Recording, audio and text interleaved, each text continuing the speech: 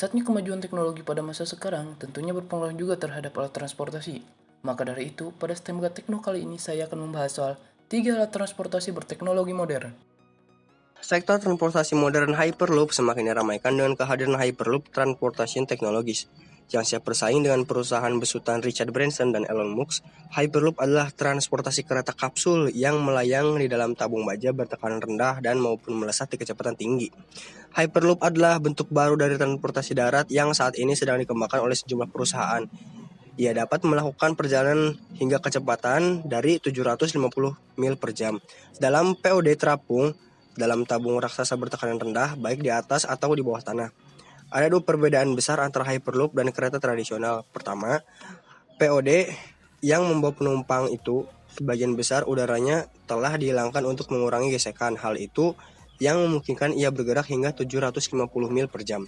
Kedua, ketimbang menggunakan roda seperti kereta atau mobil, POD dirancang untuk mengapung di atas jalan sky udara, menggunakan ide dasar yang sama seperti meja hoki udara atau menggunakan pengangkat magnet untuk mengurangi gesekan. Pendukung moda transportasi ini berpendapat bahwa ia bisa lebih mudah, lebih cepat daripada perjalanan kereta api atau mobil, dan lebih sedikit polusi dari perjalanan udara. Mereka mengklaim bahwa itu juga lebih cepat dari lebih murah kereta api cepat. Oleh karena itu, Hyperloop membuat perjalanan antar kota jauh lebih mudah. Teknologi Hyperloop masih terus berkembang, meski konsep dasarnya sudah ada sejak beberapa tahun lalu. Namun Hyperloop yang paling awal aktif dan berjalan sejak tahun lalu, tetapi teknologi masih dalam tahap awal. Kendaraan tersebut tentunya akan mampu menampung mulai dari 28 hingga 40 orang. Selain itu, kecepatan yang dimilikinya diperkirakan dapat mencapai 1223 km per jam, dibandingkan dengan kecepatan jelajah pesawat komersial sekitar 900 km per jam. Kendaraan dengan kemampuan mengudara merupakan kemajuan sains yang bukan lagi dimiliki pesawat atau roket.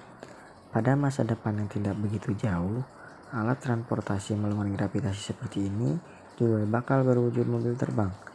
Mobil terbang dianggap sebagai solusi lalu lintas saat jalanan di darat mulai tak terkendali akibat volume kendaraan yang terus meningkat. Menurut MIT Technology Review pada tahun 2019, ada hampir 20 produsen mobil terbang yang sudah melakukan pengembangan dengan berbagai tahap kemajuan.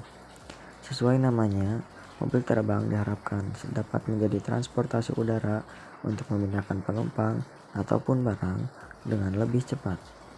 Dalam laporan Frontin, aspek paling penting dari operasi mobil terbang yakni pada saat masa transisi. Ini bisa dianalogikan kalau mobil terbang lepas landas dan mendarat. Hal tersebut juga harus didukung dengan infrastruktur yang memadai. Sedangkan MIT Technology Review bilang mobil terbang dirancang sangat kompleks dan tingkat keamanannya tinggi untuk menghindari celaka. Walau begitu, masih terdapat tantangan pengembangan yang mesti diselesaikan agar mobil terbang dapat dikatakan aman. Disebut kendaraan ini membutuhkan banyak mesin yang dapat menghasilkan tenaga jauh lebih banyak supaya penerbangan stabil. Artinya, jika salah satu atau dua mesin gagal, kendaraan masih bisa terbang atau meluncur ke tempat aman. Aspek penting lainnya, bagaimana teknologi mobil terbang mengatasi tantangan saat operasional di udara sehingga dapat memastikan keselamatan penggunanya selama kondisi cuaca buruk, misalnya curah hujan tinggi, angin kencang, maupun saat badai salju. Wisata luar angkasa. Pendiri Virgin Galactic, Richard Branson, berencana untuk membuka wisata luar angkasa secara komersial pada 2022 mendatang. Mereka memperkirakan nantinya dapat menjalankan hingga 400 penerbangan per tahun. Sejauh ini, sudah ada 600 tiket yang terjual dan masuk dalam daftar tunggu. Perusahaan penyedia pariwisata luar angkasa ini akan membuka undian berhadiah untuk 2 penerbangan tahun ini dengan pendaftaran yang dibuka hingga 1 September mendatang.